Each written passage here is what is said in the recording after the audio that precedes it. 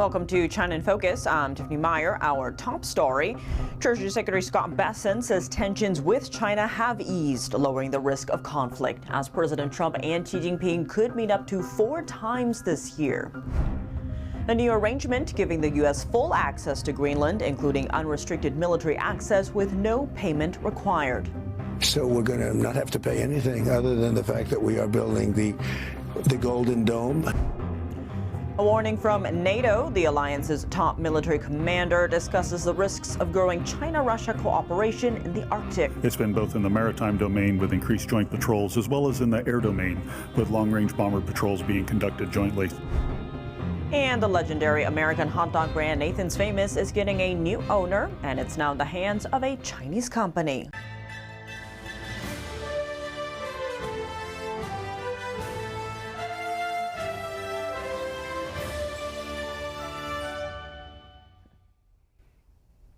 President Trump delivered a more than 90-minute address at the World Economic Forum in Davos this week, outlining White House policy and U.S. strategy.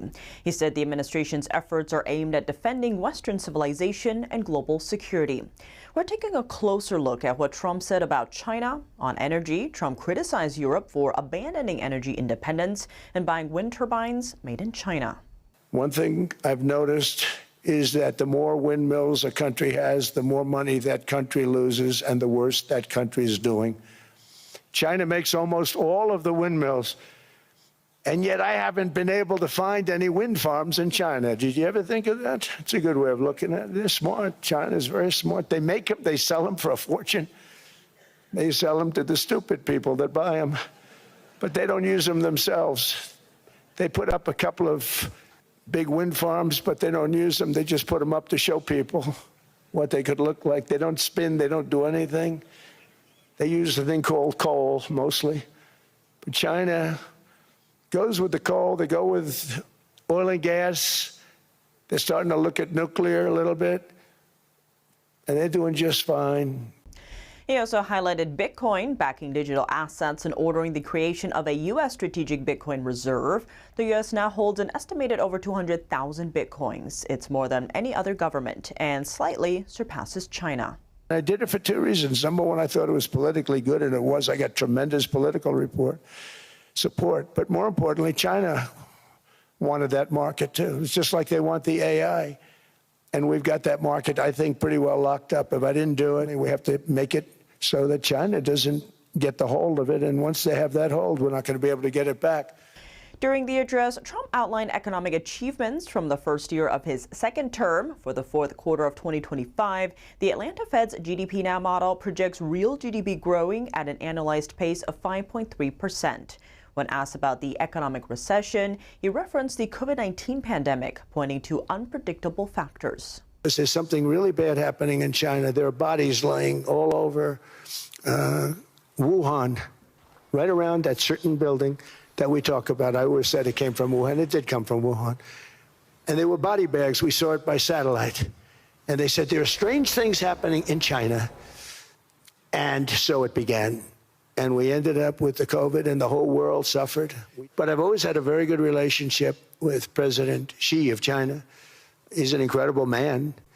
What he's done is amazing. He's highly respected by everybody. And I do now. I mean, now I have good. It was very severely interrupted by COVID.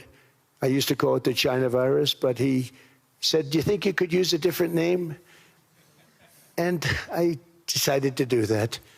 Because why should we have a problem over that? But I would do that, and they were. You're a true diplomat, huh? I became a diplomat for the first time. Well, you know who taught me that? Marco Rubio. He said, "Let me teach you about diplomacy."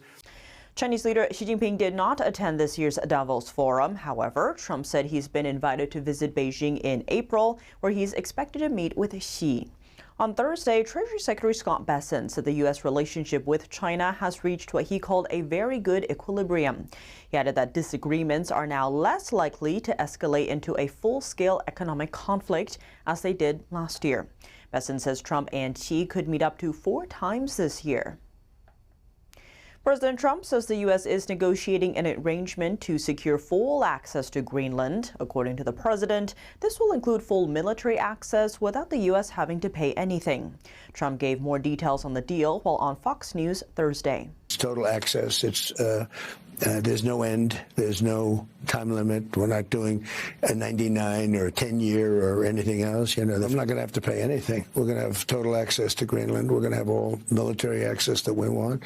We're going to be able to put what we need on Greenland because we want it. We're talking about national security and international security. So we're going to not have to pay anything other than the fact that we are building the Golden Dome. Greenland is officially a part of Denmark. Greenland's prime minister said he hoped for a relationship with the United States based on dialogue, cooperation, and respect. Denmark insisted its sovereignty over the island was not up for discussion. Growing cooperation between China and Russia in the Arctic is raising concerns for NATO. The alliance's top military commander, Alexis Grinkovich, warned about the situation Thursday. Watch. I think one of the most concerning changes in the security situation has been the growing collaboration between Russia and China in the Arctic. And we've seen that over the last several years. It's been both in the maritime domain with increased joint patrols, as well as in the air domain with long-range bomber patrols being conducted jointly. Grinkovich said Western military leaders must consider not just current challenges, but also future threats from a growing Russia-China cooperation. Installation of new sensors and detection capabilities. So all of those things are constantly in our cross-check, and we're constantly trying to enhance our posture and think of ways that nations can enhance our posture in the Arctic. So why is Greenland militarily so significant to the United States and the West? Geopolitical analyst Rod Martin explains. Greenland is the piece of real estate over which most Soviet era and now Russian era ICBMs would fly to get to the United States. It's essential for his Golden Dome missile defense program. It's also essential as the guard gate for waterways that are beginning to open up in the Arctic, either because of global warming or because of nuclear icebreakers, really makes no difference. It's also the guardian of the Greenland, Iceland, UK gap through which Soviet and now Russian submarines would have to flow, just as German U-boats did during World War II, to threaten us in the North Atlantic. It is the North Atlantic Treaty Organization, for heaven's sake. Guarding the North Atlantic is the whole idea. On Wednesday, President Trump abruptly ruled out the use of force to take over Greenland. He also stepped back from threats to impose tariffs on some European countries as leverage to seize Greenland. Trump added that a deal was in sight to end a dispute over the Danish territory. Rod Martin says this has always been President Trump's approach to negotiating with other countries. Donald Trump always does this. He always puts out maximal demands. He always refuses to take any options off the table, and that's how he starts every negotiation every single time. We've seen this over and over again. There was never any possibility that Donald Trump was going to invade Greenland. The absurdity is off the chart. It's like doing the Maduro raid on Santa Claus. It's just silly.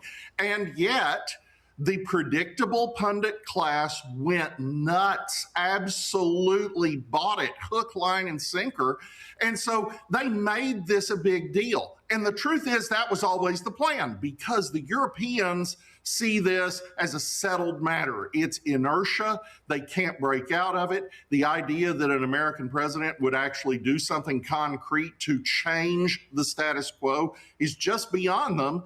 And Donald Trump shook them into giving him their attention. So that's what's happened here, and that's what's happened with the tariffs. He didn't really intend to hit them with the tariffs either. He wanted to hit them over the head going into Davos enough that they would actually sit down in a room and talk. Earlier this week, President Trump criticized the UK for returning the Chagos Islands to Mauritius. The Chagos Islands sit in the Indian Ocean and occupy a strategically important location. It also hosts a major U.S. military base, much like Greenland does in the Arctic. Diego Garcia is the largest and most strategically important island in the group. The UK returned the islands to Mauritius last year. The Trump administration supported this deal initially until this week when Trump described the deal as, quote, stupid. Geopolitical analyst Rod Martin weighs in. Europe is also on a track of electing socialists like Keir Starmer, who is in the process of giving away the Chagos Islands. You say, well, where the heck are the Chagos Islands? Well, they're in the Indian Ocean, and they host the most important U.S. base in the entire region, Diego Garcia. The Chagosians don't want it transferred to Mauritius. Mauritius is in the orbit of communist China, so we're effectively, in Starmer's case, paying a Chinese satellite to take over an American base.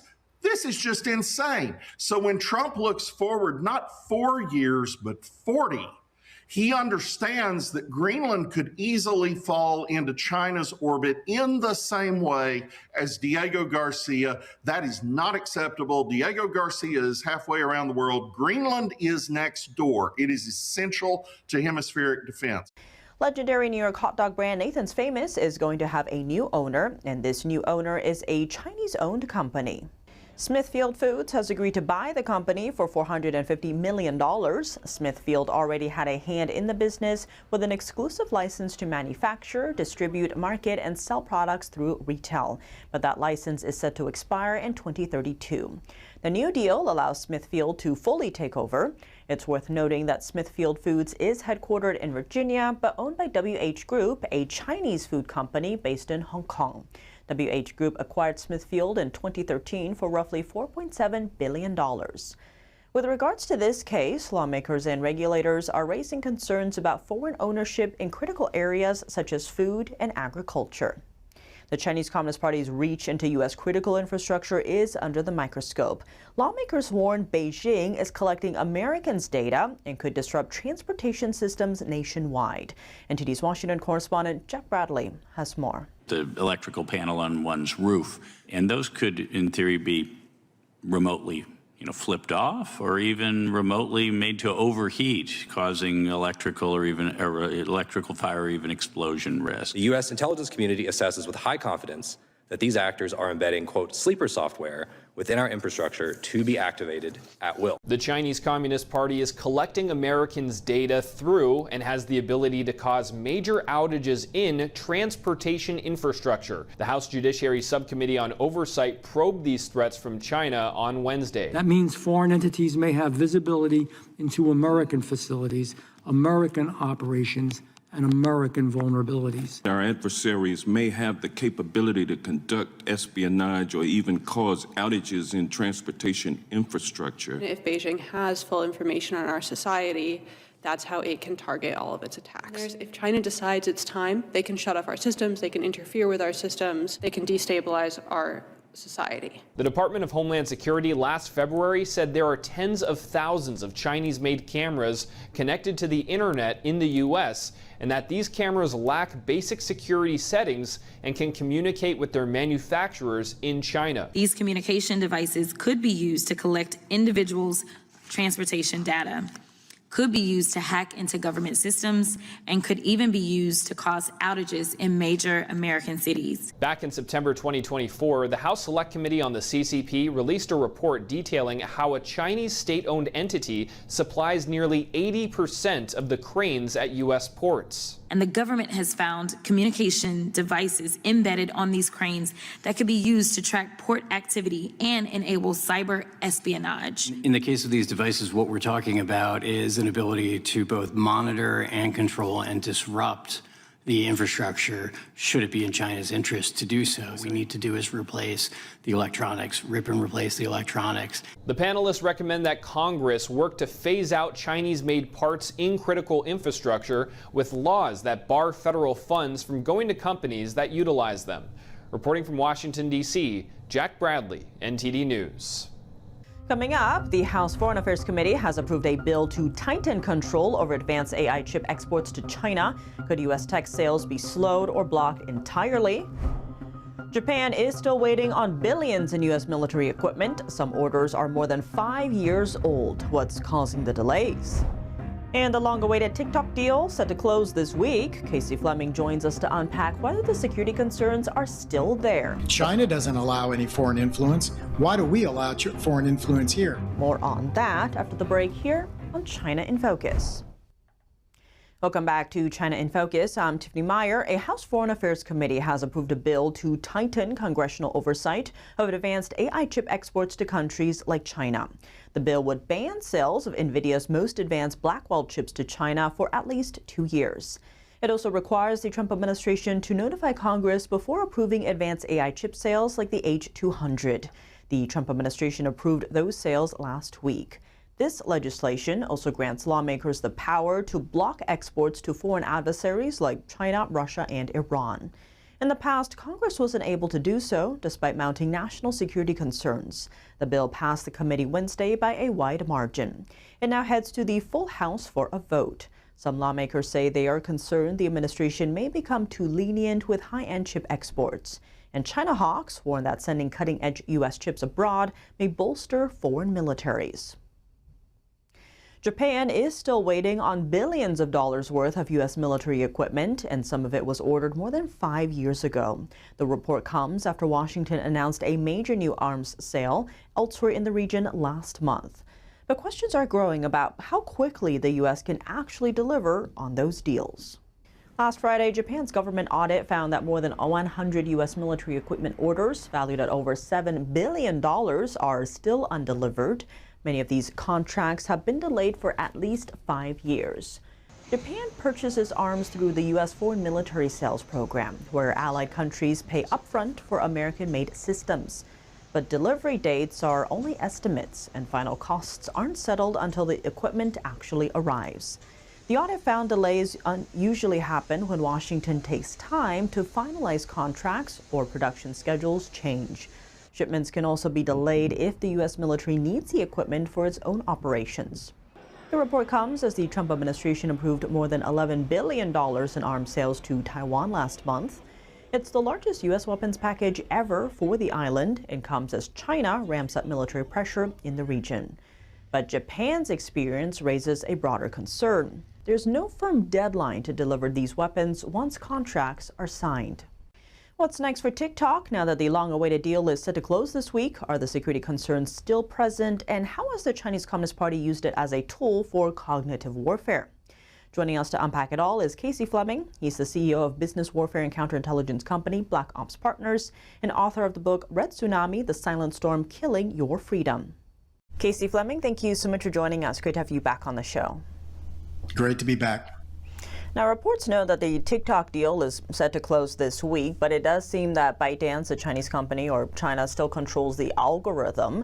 So does this deal solve any of the security concerns that have been raised over the years? Absolutely not. It's really window dressing because ByteDance, which is a CCP-owned company, ByteDance still owns 20% and they still own the algorithm, so nothing has been changed. And incidentally, you can't buy software and just, by changing the owner, which they really didn't because ByteDance still owns 20% and the algorithm. You can't change the multi-millions of lines of software coding that's all directed to storing information and reporting it back to the CCP.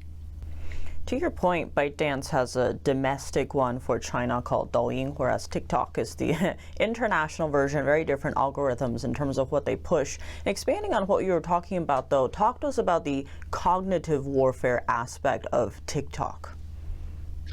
Cognitive war is just one of the over 100 methods of unrestricted warfare. Cognitive warfare means breaking down the recipient's brain, the target's brain, and controlling it for not just now, but for the rest of their lives. So this constant hitting with, lies. If you tell a lie long enough, according to Lenin, if you tell a lie long enough, it becomes the truth in the subject or the target's mind.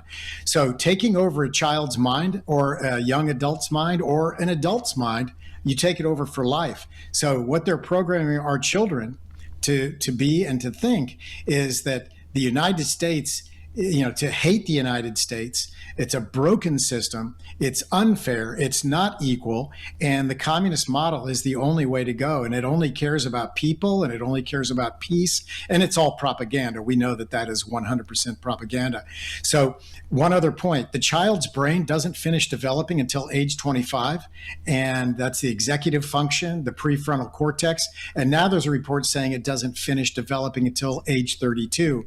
So in this rapid growth and clay type mold and molding situation, the damage that's done during this period is exponential compared to a 40-year-old, say. And when it comes to solutions, everyone's always asking, what can I do, right? You actually have a great toolkit, if you will, or a survival guide, your own book called The Red Tsunami. Give us a sense of what people can do. Give us some hope here. Well, first, and I'm not plugging the book is not about me. The book is about you, the audience. So number one, get the book into the hands of everybody you can. It's based on counterintelligence, top counterintelligence and other intelligence experts around the world have rung in and endorsed the book. We also quote many of them inside the book. So get the book in your hands, your family's hands, and even people across the aisle that may not see the world the way you do, because it's meant to be the olive branch, the discussion tool to get us talking again, because we're violently apart and against each other, left versus right, right versus left, young against old, you name it. And that's all by design by the Chinese Communist Party and the Russians. And the more that we can start talking and having dialogue again, that really weakens the enemy, which is trying to certainly take us all over. So that's number one. Number two, stop buying, you vote every day with your wallet. Stop buying Chinese goods and services. Pay a little bit more for allied or U.S. made goods, but stop buying Chinese goods and services, and stop buying from companies that are heavily invested in China, because you're only accelerating your own destruction and your own demise, because they are absolutely at war with you. We've talked about it before. It's called unrestricted war, and it's not, your government got you here. They're not going to fix this. And in a lot of cases, they are corrupted and they are compromised. Some of our congressmen take Chinese communist money in their reelection PACs. And that goes for, Wall Street that loves Chinese money and Chinese markets and so on. And it doesn't matter what the cost is, whether it's our freedom, which it definitely is our freedom, and all that. So stop buying Chinese goods and services. The third thing is write your congressman and tell him no more foreign influence. Ban all foreign influence. China doesn't allow any foreign influence. Why do we allow foreign influence here? Foreign influence is for one thing: to destroy your rights as an individual. Foreign influence is it's against everything we stand for. And again, it's against your human rights and your American rights as well. That's all for today's China in Focus. I'm Tiffany Meyer. If you have any feedback on the show or have something you'd like to see us cover, send us an email at chinainfocus@ntd.com. We'd love to hear from you. Round-the-clock original news coverage, visit us at ntd.com or download our NTD app. Thanks for watching. See you tomorrow.